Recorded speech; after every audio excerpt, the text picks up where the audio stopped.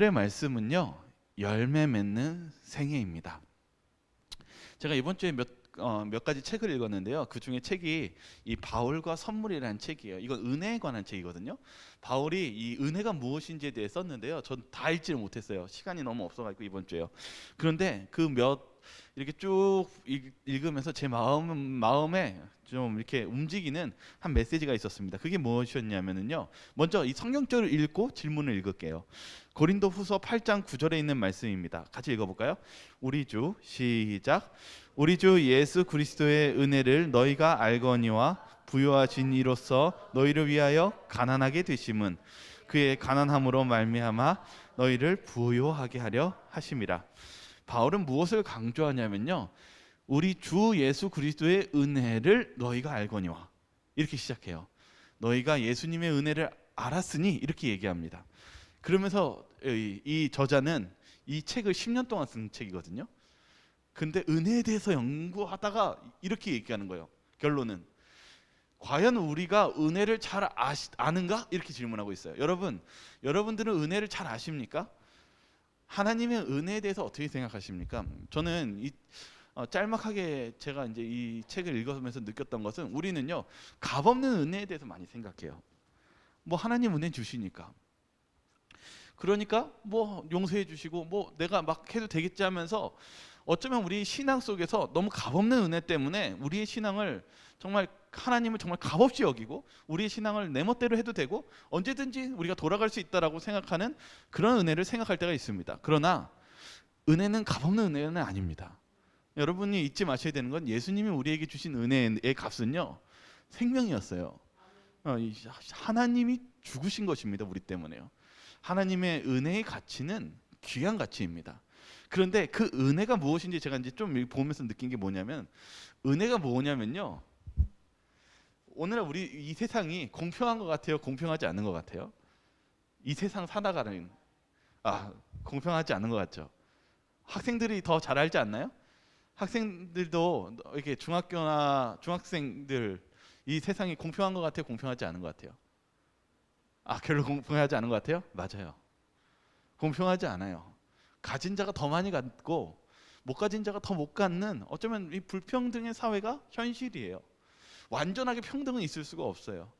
그런데 하나님께서 우리에게 어떤 걸 주셨냐면, 가난한 자나 부한 자나 똑똑한 자나 똑똑하지 않은 자에게도 똑같이 뭘 주셨습니까? 예수님의 십자가의 생명을 주었습니다. 이걸 생각해 볼 필요가 있어요. 하나님의 은혜는 값없는 은혜가 아니라 우리에게 모두에게 주신 은혜입니다. 그런 은혜를 생각하시면서 제가 이번 주에 느꼈던 걸 좀 나누고 싶어요. 여기 제가 특별히 또 다른 책, 예수님의 혁신적인 가르침 맨 마지막 부분에 있었던 파트에 좀 인상이 남아서 이렇게 글을 남겼어요. 이 글을 좀 넣었어요. 제가 읽을게요. 나는 교회를 필요로 하지 않아. 내게 필요한 것은 예수님이야. 누군가가 이렇게 말하는 것을 들어본 적이 있는가? 여러분들도 이런 말을 들어본 적이 있습니까? 이 저자처럼요. 나는 교회가 필요하지 않아. 내게 필요한 것은 예수님이야. 실은 저도 예전에 어떤 분이, 어떤 목사님이 얘기 속에서, 제가 설교를 했지만은, 제가 이제 교회 안 오고 저기 산속에서 가족들과 캠핑하면서 예배 드리겠다고 하다가 안 좋은 결과가 났다고 그랬잖아요. 여러분, 나는 교회가 필요하지 않습니까? 실은 이 저자는 이렇게 얘기하고 있어요. 이 부분에 대해서요. 이 말은 맞는 말이면서 동시에 틀린 말이다. 뭐가 맞을까요?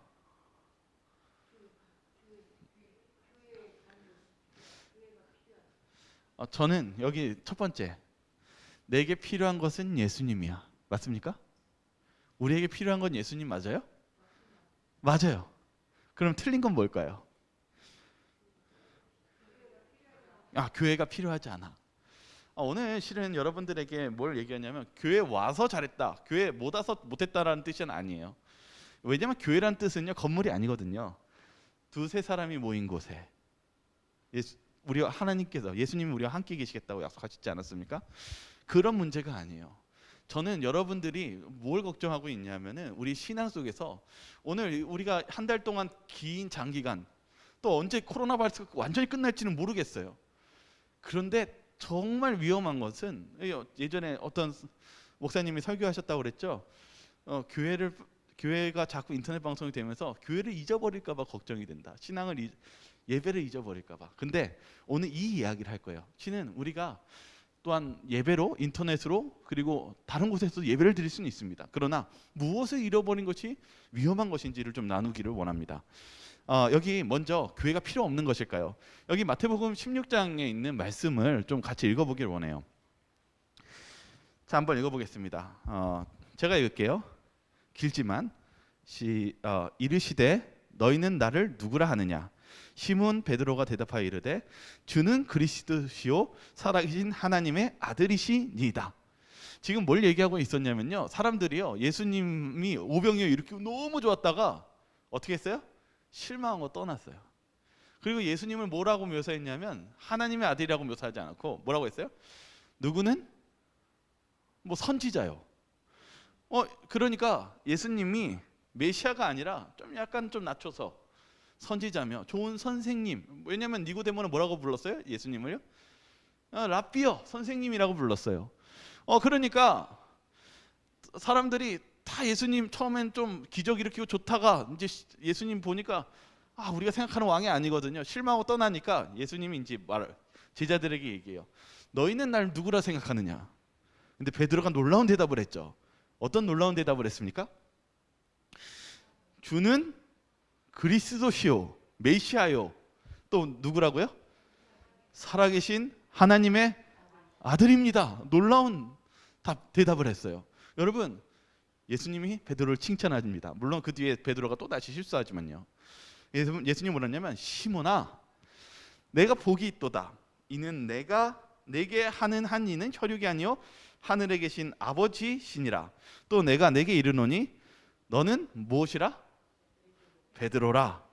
내가 이 반석 위에 내 교회를 세우리니 음부의 권세가 이기지 못하리라. 여기 뭐에 대해서 나오고 있어요? 여러분, 교회를 누가 만든 것입니까? 교회는 누가 주신 것입니까? 지금 누가 얘기하고 있어요? 내가 이 반석 위에 누구 교회를 세운다고요? 누구 교회입니까? 내 거. 누구 어디 위에 세운대요? 여기 되게 중요한 거 있어요. 제가 이 책에서도 이것에 대해서 질문하고 있어요. 누구의 교회인가? 하나님의 교회요. 여러분, 여기 보니까 교회를 세운다고 그랬는데 어디 위에 세운대요? 반석 위에요. 맞아요. 반석이에요. 반석이 누구 반석입니까? 베드로의 반석입니까? 예수님의 반석입니까? 맞아요. 예수님의 반석이에요. 여러분, 예수님이 누구의 교회를 얘기하는 걸까요? 내 교회를 세우리니. 베드로의 교회입니까? 맞아요. 예수님의 교회예요. 여러분, 잊지 마세요. 교회는 예수님이 주셨습니다. 그리고 교회는 어디에 세워져야지 안전한 교회입니까? 예수님의 말씀 위에, 예수님 위에 세워진 교회를 예수님이 우리를 위해서 주셨다는 사실입니다. 그런데 교회가 필요 없을까요? 교회가 필요 없을까요? 예수님은 필요 없는 걸 주신 적이 없습니다. 예수님은 우리에게 그런 교회를 주셨습니다. 그러면서 이렇게 얘기하고 있어요. 음부의 권세가 이기지 못하리라. 이 음부는 사단을 얘기합니다. 우리가 마지막 때까지 성과 악의 대쟁투 속에서 예수님께서는 우리를 위해 무엇을 주셨습니까? 교회를 주셨습니다. 그러나 그 교회는 내 생각이 있는 교회가 아니라 예수님의 말씀이 세워진 예수님을 의지한 교회가 바로 성과 악의 싸움에서 승리하는 교회가 될 것이라는 사실입니다. 그래서 이 책을 제가 한 책을 읽었는데 이 책에서 뭘 얘기했냐면 왜 예수님의 반석 위에 세워진 교회냐? 실은 예수님은 사단과 싸워서 이기셨기 때문입니다.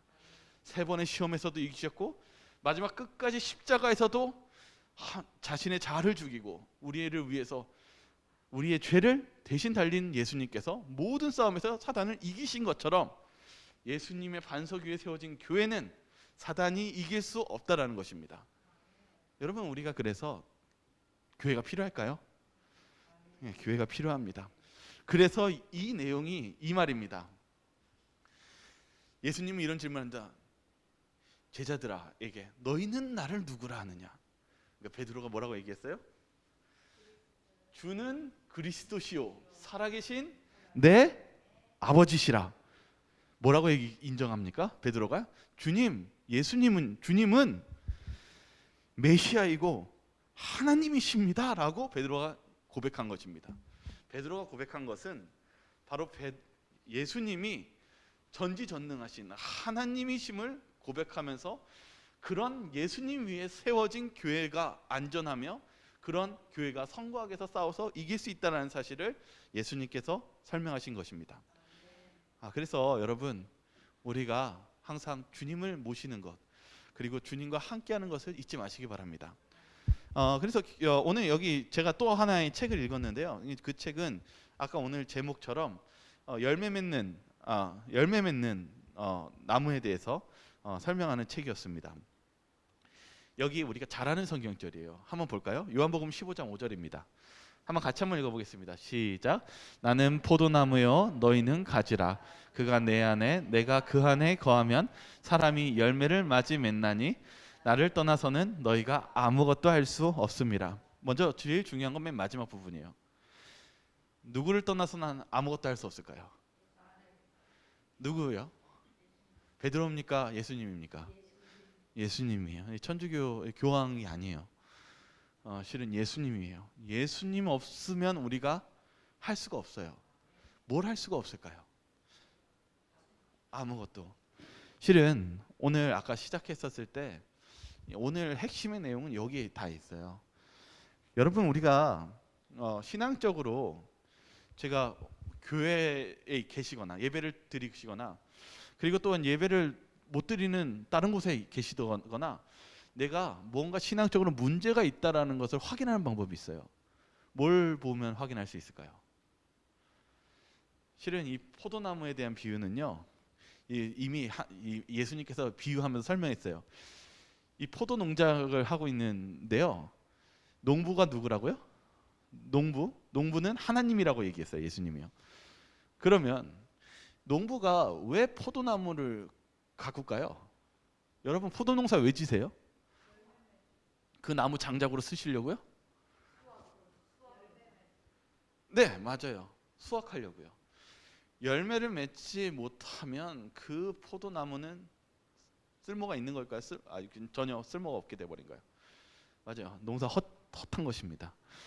여기서도 이렇게 얘기하고 있어요. 요한복음 15장도 나는 포도나무요, 예수님이 포도나무고 너희는 가지라. 그가 내 안에 내가 그 안에 거하면 사람이 무엇을 맺는다고요? 네, 여러분들이 지금 이 신앙 정말 저희가 한 달 넘게 저희가 인터넷 예배를 드리고 있지만 여러분 신앙을 점검해 보세요.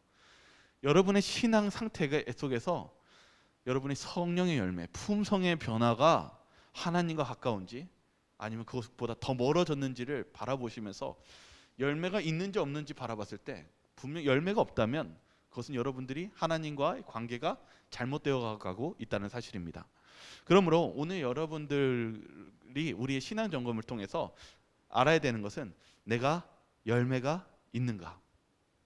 오늘 그것을 이 저자는 또 뭐라고 얘기했냐면 이 포도나무를 교회로 비유했습니다. 내가 교회에 잘 있어서 내가 교회와 하나님과의 관계를 잘 맺어서 열매를 맺는 가지인지 아니면 붙어있는 척하는 가지인지. 이 가지가 두 가지 종류래요. 하나는 붙어있는 것 같이 보이는데 막상 보니까 뭐를 맺지 못해요?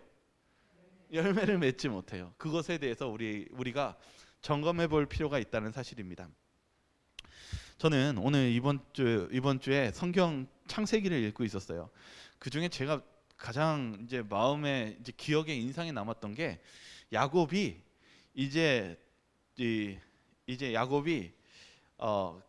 야곱이 이제 베델에 말고 저기 세겜에 있었던, 잠시 이 가나안에 떨어져서 세겜, 하나님이 있는 땅을 떨어져서 있었던 사건입니다. 이 세겜에 있는 동안에 이 야곱이요 큰 문제를 경험하게 돼요. 야곱이 이미 많은 경험들을 했지만은 그가 이 세겜에서 어떤 경험을 했냐면은 바로 그의 딸이 실은 강간을 당하고 어떻게 보면은 그 분노를 위해서 시몬과 레이가 그 마을을 다 살해하는 아주 무서운 일이 벌어지게 됩니다. 이 부분에 대해서 부조 선지자에 대한 부분입니다. 길지만 한번 제가 읽도록 하겠습니다. 야곱은 깊이 겸비해야 되겠다고 느꼈다. 잔인성과 거짓이 그의 아들들의 성격에 나타났다. 장막 안에도 거짓 신들이 있었고 우상 숭배는 그의 가족 중에서도 어느 정도 발붙일 곳을 얻었다. 야곱이 고통 중에 엎드려 있을 때 여호와께서 베델로 가라고 지시하셨다. 야곱으로 하여금 하나님의 약속에 관한 계시뿐 아니라 그곳에 한 그의 맹세도 기억나게 해주었다. 이 거룩한 곳에서 가기 전에 그는 그의 가족들이 우상 숭배의 부정에서 벗어나게 해야겠다고 결심하였다. 야곱은 깊은 감동에 젖어 하나님께서 자기를 다루신 놀라운 일들을 회고해 볼 때 그의 마음이 부드러워지고 그의 자녀 역시 역사하시는 능력에 감동되었다. 그는 그들의 베델에 도착하면 그들 모두가 하나님을 예배하는 데 참여하도록 하기 위하여 가장 효과적인 방법으로 그들을 준비시켰다. 그들이 자기 손에 있는 모든 이방 신상과 자기 귀에 있는 고리를 야곱에게 주는지라 야곱이 그것들을 세겜 근처 상수리 나무 아래 묻었다. 제가 오늘 이 말씀을 하는 이유는요, 이 가족들이요 하나님이 거하시는 땅에서 멀어졌을 때 못하기 시작했어요. 딸은 한눈 팔아서 여기 축제가 너무 좋아가지고 한눈 팔았고 그 한눈 판과 동시에 이 자녀들은 또 못하고 있었어요. 이 세상의 풍류에 휩쓸려서 결국은 그런 악한 품성을 가지고 있었어요. 그래서 이 시몬과 레이가 살해를 저질렀죠. 야곱이 그걸 보면서 뭘 느꼈을까요? 절망감을 느꼈어요. 이제 우린 큰일 났다. 실은 야곱이 얼마나 비통하겠어요. 그동안 하나님 믿으면서 살아왔는데 그래도 하나님을 믿으면서 살아왔는데 결과가 뭐냐면 자식들을 보니까 완전 악질이었어요. 순악한 사람들이었어요. 그때 그가 절망하고 있었을 때 무슨 음성이 들려왔어요?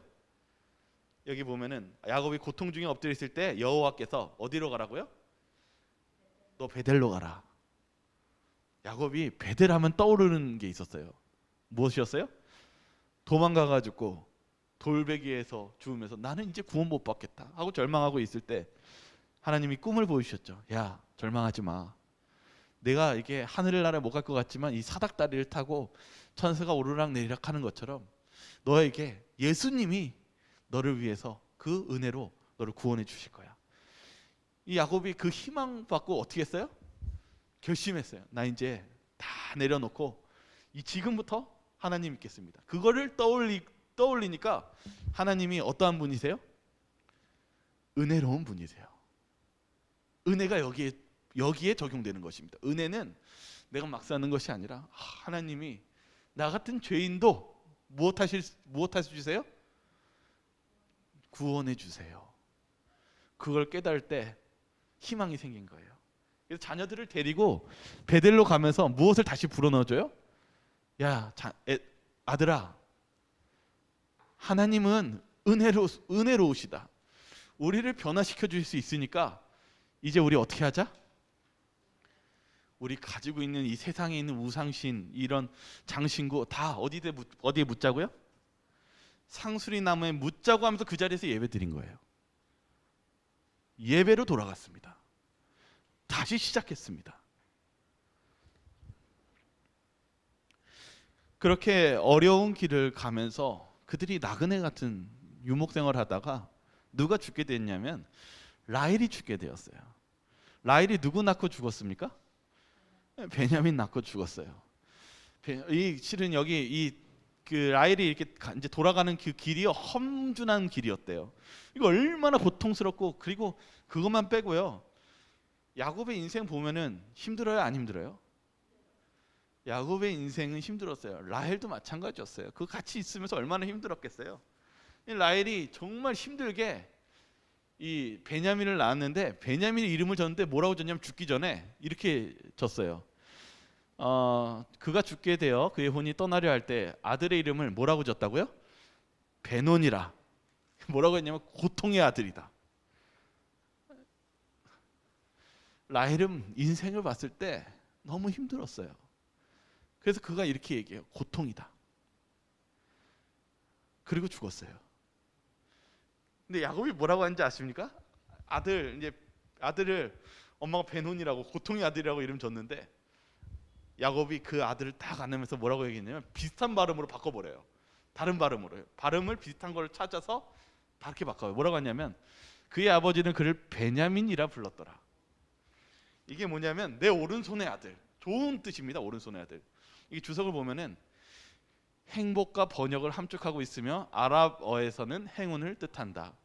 진정한 낙관주의자 야곱은 자기의 막내 아들을 용기와 희망을 표현하는 이름으로 지었다고 얘기하고 있어요. 여러분, 인생은 슬픔입니까? 절망입니까? 근데 저는 야곱을 보니까 뭘 느끼냐면 야곱은 하나님과 접붙인 관계에 있었던 것 같아요. 하나님을 신뢰했던 것 같아요. 그러면서 이 베논이라는 이름을 짓지 않고 너 베냐민이야, 넌 희망이야, 넌 용기야. 그러면서 뭐라고 어떻게 했어요? 베논이라고 안 부르고 베냐민아 이렇게 불렀어요. 여러분, 이게 신앙의 힘입니다. 어떤 어려움과 절망과 역경이 왔을 때 하나님께서 우리와 함께 하시고 하나님께서는 우리를 빛으로, 희망으로 바꿔주실 수 있다는 그 믿음을 활용하는 것입니다. 그런데 12아들이 진짜 아들들이 참 못했었죠. 잔인하고요. 그러면서도 야곱은 누구를 믿고 있었냐면 하나님을 믿고 있었어요. 신앙했어요. 하나님을 신뢰했습니다. 그런데 이 10아들들이 누구를 미워했냐면 요셉을 미워했죠. 요셉이 결국 노예로 팔려 들어갔어요. 실은 유다가 그 대표적인 그 일에서 선봉꾼이에요. 어떻게 보면요. 그런데 이 요셉이 어떻게 했는지를 좀 볼 필요가 있어요. 창세기 39장입니다. 제가 읽겠습니다. 여호와께서 요셉과 함께 하심으로 그가 형통한 자가 되어 그의 주인 애굽 사람의 집에 있으니 그의 주인이 여호와께서 그와 함께 하심을 보며 또 여호와께서 그의 범사에 형통하게 하심을 보았더라. 여러분, 요셉은 포로입니다. 노예입니다. 이방 나라에 혼자 하나님을 믿고 홀로 있는 사람입니다. 그런데 요셉이 어떻게 살았다는 것을 이 성경을 통해 알 수 있습니까? 여기 보세요. 여호와께서 요셉과 무엇 하셨대요? 함께 하심으로. 여러분, 나는 포도나무요 너희는 가지라. 요셉이 어떻게 산 것 같습니까? 하나님과 어떻게 살아간 것 같습니까? 하나님을 믿기 어려운 환경 속에서 요셉은 어떻게 산 것 같습니까? 하나님과 함께 했습니다. 그리고 다른 사람이 하나님을 믿는 것까지 알면서 그가 하나님을 믿음으로 축복받았다는 것을 보게 되었습니다. 이 부분에 대해서 부저 선지자도 이렇게 얘기합니다. 그때 요셉의 생각은 그의 아버지의 하나님께로 향하였다. 그는 어린 시절에 하나님을 사랑하고 경외하도록 가르침을 받았다. 때때로 그는 아버지의 장막에서 야곱이 그의 집으로부터 도망에 나와서 방황하던 때에 그가 본 계시에 대한 이야기를 들었다. 그는 여호와께서 야곱에게 약속하신 언약과 그 언약이 어떻게 성취되었는지에 대해 들었다. 요셉은 노예로 팔려가는 그 순간 아버지의 신앙을 떠올렸고 그리고 하나님과 함께했다는 사실입니다. 여러분, 우리도 무엇이 중요하냐면 하나님과 관계하고 있는가, 그걸 통해서 우리가 하나님을 통해서 은혜로 열매를 맺고 있는가, 그것이 중요하다는 사실입니다. 열매는 여러분이 맺히게 하는 것이 아니라 하나님과 관계하면 저절로 맺히는 것이 열매입니다. 우리의 삶 속에 그런 열매를 맺히시는 삶을 살아가시길 바라겠습니다. 그래서 열매가 무엇입니까? 예수님이 손을 내밀 때 우리 모두에게 손을 내미십니다. 그것을 잡는 사람이 그 은혜를 경험하는 사람입니다. 그래서 은혜라는 것은 우리 각자의 선택이 달려 있습니다. 은혜는 이미 모든 사람에게 주었습니다. 그래서 어떤 사람은 이런 생각합니다. 저 사람은 하나님이 기도 응답해 주시고 나는 기도 응답을 해주시지 않는 것 같아 라고 얘기합니다. 그렇지 않습니다. 하나님은 우리 모두를 사랑하시고 우리 모두에게 축복을 부어주시기 원합니다. 다만 우리가 그 은혜를 받느냐 거절하느냐에 우리의 선택에 달려있다는 사실을 잊지 마시기 바랍니다. 그런 우리 은혜를 받아들일 때 우리는 열매를 맺게 되어 있습니다. 다시 요셉의 이야기로 좀 갈게요. 요셉이 이제 총리가 되었습니다. 우린 잘 아는 내용이잖아요. 그러나 요셉이요, 이 형제가 나중에 총리가 되었을 때 찾아온 걸 보게 됩니다. 이 가뭄이 2년째 되었을 때요. 이 형들이 찾아왔는데 누가 없어요? 형제들이 왔는데 누가 없어요? 베냐민이 없는 거예요. 여러분, 요셉이 형들을 만났는데 베냐민이 없다면 어떤 생각이 들었을까요? 혹시 형들이 그때처럼 품성이 변화되지가 않아서 베냐민도 혹시 그렇게 하지 않았을까? 요셉은요, 형들의 변화한 것을 시험해 볼 필요가 있었습니다. 여기 부조와 선지자 먼저 읽겠습니다. 그는 날카로운 눈으로 무리를 돌아보고 그들 중에 베냐민이 없는 것을 발견하였다. 베냐민도 이 잔인무도한 사람들의 무도한 책략에 희생이 되고 말았는가? 그는 진상을 알아보기로 결심했다. 여러분, 우리가 어떻게 변화됐는지 열매를 보면 알 수 있다고 한 것처럼 요셉도 이 형제들을 시험해 볼 중요한 시기가 왔습니다. 그래서 이 창세기 42장을 좀 같이 한번 읽어보겠습니다. 같이 읽겠습니다. 르우벤이 시작. 르우벤이 그들에게 대답하여 이르되 내가 너희에게 그 아이에 대하여 죄를 짓지 말라고 하지 아니하였느냐? 그래도 너희가 듣지 아니하였느니라. 그러므로 그의 핏값을 치르게 되었도다 하니 요셉이 그들을 떠나가서 울고 다시 돌아와서 그들과 말하다가 그들 중에서 시몬을 끌어내어 그들의 눈앞에서 결박하고. 네, 여러분, 성도님들이 저는 이거 말씀 들으면서 울컥하더라고요. 왜냐하면 요셉이 울었대요. 뭐에서 울었을까요? 실은 이 형제들은요, 실은 이 요셉이 애굽 사람이기 때문에 자기 말을 알아듣지 못한다고 생각했거든요. 왜냐하면 옆에 통역관도 옆에 두고 있었으니까요. 근데 무슨 대화라고 했냐면 르우벤이 내가 말했지, 그때 요셉 죽이지 말자고. 그러니까 지금 요셉이 그때 상황은 몰랐잖아요. 근데 그 진솔한 상황을 처음에 보니까 르우벤이 알고 보니까 첫째 형이 자기 죽이지 말라고 했던 거예요. 그러니까 요셉이 어떤 마음이 들었어요?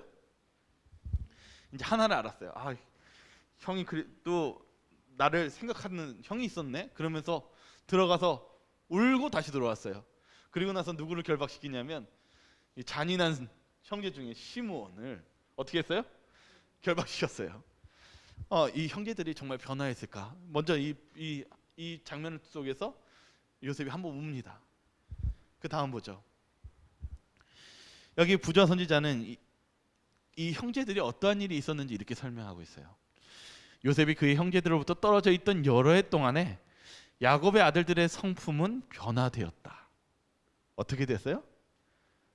그 긴 시간 동안 하나님께서 그들을 또 여러 어려움과 시련을 통해서 준비시켜 놓은 거예요. 참 하나님은 놀라운 섭리로 그들을 변화시킨 것입니다. 그들이 전에는 질투하고 불온하고 속이기 잘하고 잔인하고 복수심이 강했으나 역경을 겪은 지금에는 이타적이고 서로 간에 진실하고 그들의 아버지께 효도했으며 중년에 접어들었으나 아버지의 권위에 복종하고 있었다. 변화했습니까? 이게 변화가 쉽게 된 건 아니에요. 여기도 뭐라고 얘기했어요? 역경을 겪었다고 하지 않습니까?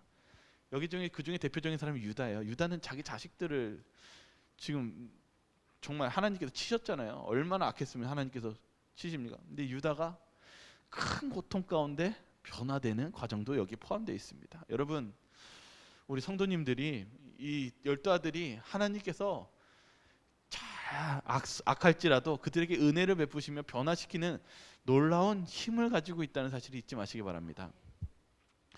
여기 창세기 43장에 그들이 이제 변화되는 한 증거들을 요셉이 이제 바라보게 돼요. 이제 다시 돌아왔는데 요셉이 부하들 시켜가지고 그 고물자루에다가 줬던 금 같은 것 그 보물들을 다시 집어넣게 했거든요.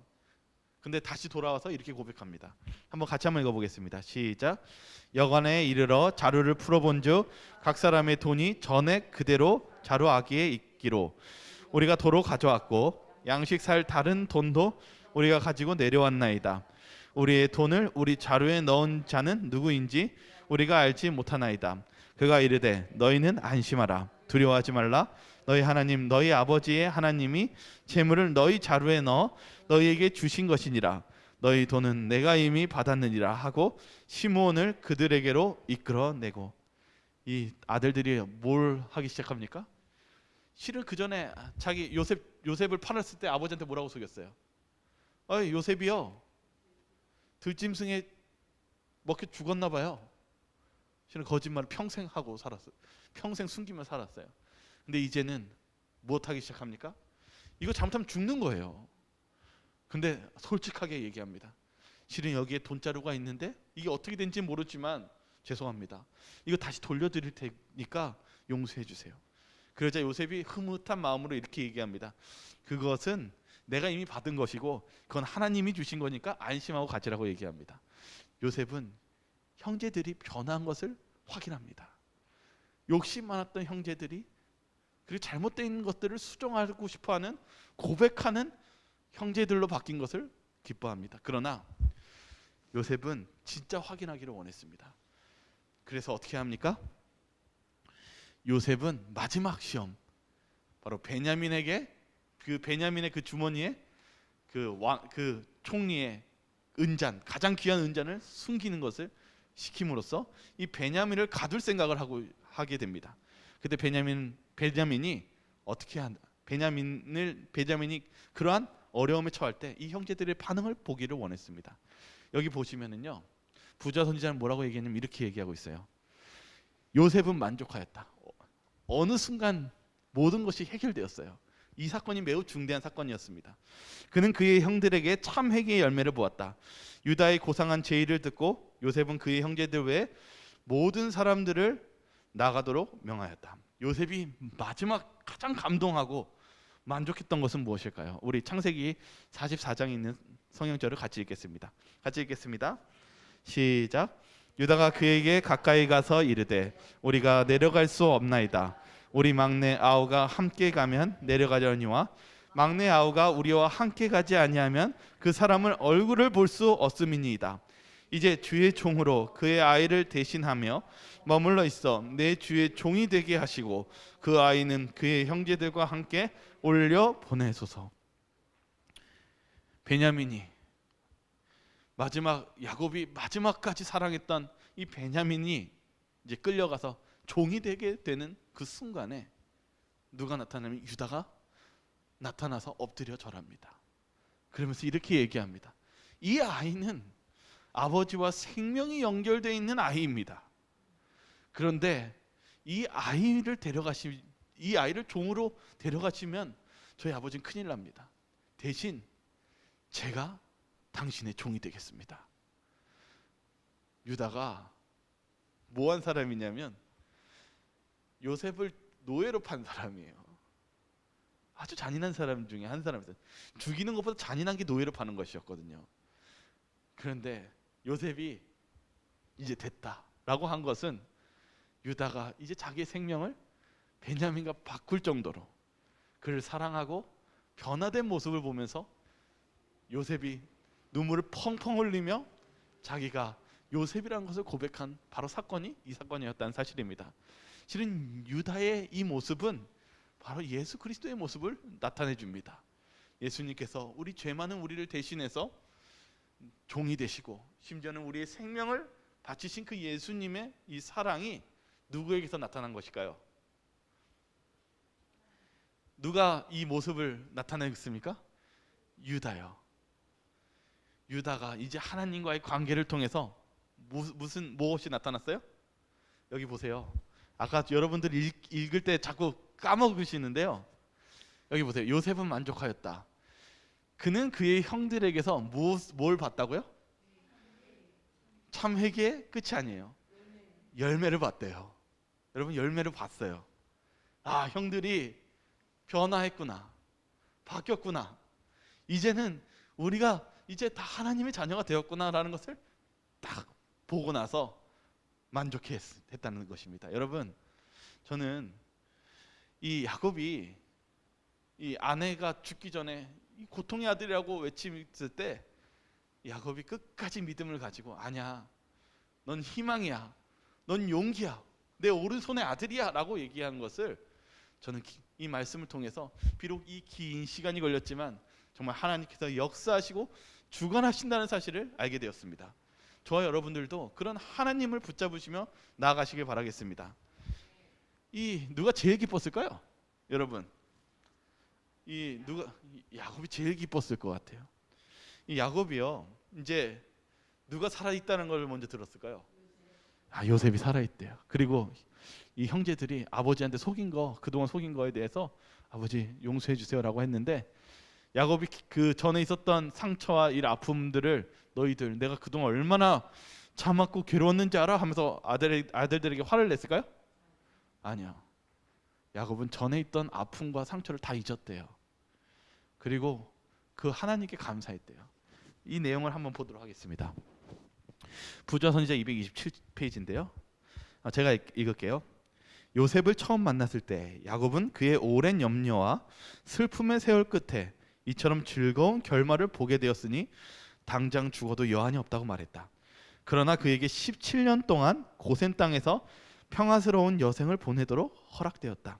이 기간은 전에 살아온 세월과 뚜렷한 대조를 이루는 행복스러운 세월이었다. 그는 아들들에게서 참 회개의 증거를 보았다. 그는 그의 가족이 큰 민족으로 발전하기에 필요한 모든 조건을 둘러싸인 것을 보았다. 그리고 그는 믿음으로 저희가 장차 가나안에 들어가 나라를 세우게 되리라는 확실한 언약을 굳게 붙잡았다. 그 자신은 오랫동안 잃어버린 아들과 교제하는 행복을 누리다가 조용하고 평화롭게 무덤으로 내려갔다. 여러분, 야곱이요, 그의 베냐민의 그 이름 속의 고통을 희망과 행복의 아들이라고 얘기한 것처럼 그런 하나님과의 관계 속에서 그 변함을 체험했습니까? 체험했습니다. 이게 은혜입니다. 저와 여러분들이 어떻게 은혜를 받는 것이냐면 우리가 하나님과 관계할 때 그 은혜를 받을 수 있다는 사실입니다. 오늘 이 야곱이 마지막 그 17년의 인생을 정말 행복하게 살았대요. 왜 그러냐면 그 12아들들이 다 못했습니까? 회개하고 어떻게 됐어요? 열매를 맺고 변화됐기 때문입니다. 그리고 나서 희망을 가졌어요. 우리가 진짜 가나안에 갈 수 있겠구나. 우리가 진짜 무엇할 수 있겠구나. 재림의 때 하늘나라에 갈 수 있겠구나. 저와 여러분들도 그런 야곱과 같이 하나님을 끝까지 믿으며 그런 절망을 희망으로 바꾸시는 그런 예수님과의 관계 속에서 우리가 살아가시는 저와 여러분들 되길 바라면서 오늘 말씀을 마치도록 하겠습니다. 네, 우리 기도하고 마치도록 하겠습니다. 사랑과 은혜가 자비로우신 하나님 아버지, 오늘 저희들의 삶 속에 정말 희망이 필요합니다. 정말 세상이 어두웠고 또한 이 질병으로 고통스러워갈 때 주님, 저희들이 주님께서 주신 이 교회를 통해서 저희들이 하나님과의 관계를 맺게 도와주시고 저희들이 그런 관계 속에서 이 절망을 희망으로 바뀌는 이 야곱의 가족처럼 저희들의 삶 속에서도 그런 빛과 그런 소금으로서 저희들이 정말 하나님의 희망을 전하고 그리고 저희들 또한 하나님을 닮아가는 그 열매 맺는 생애를 살게 하여 주시옵소서. 저희를 사랑하시는 예수 그리스도 이름으로 기도드립니다. 아멘.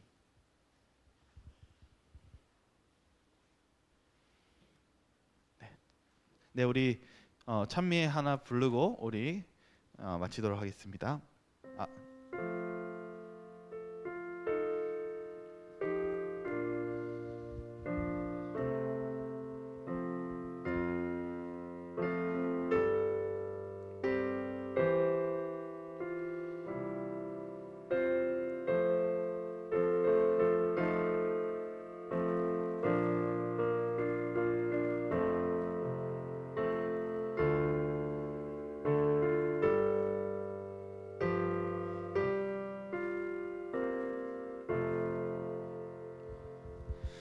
네, 성도님들 또 한 주 동안 힘내시고 또 저희 또 다음 안식일에 뵙도록 하겠습니다. 편안한 안식일 되시기 바랍니다. 감사합니다.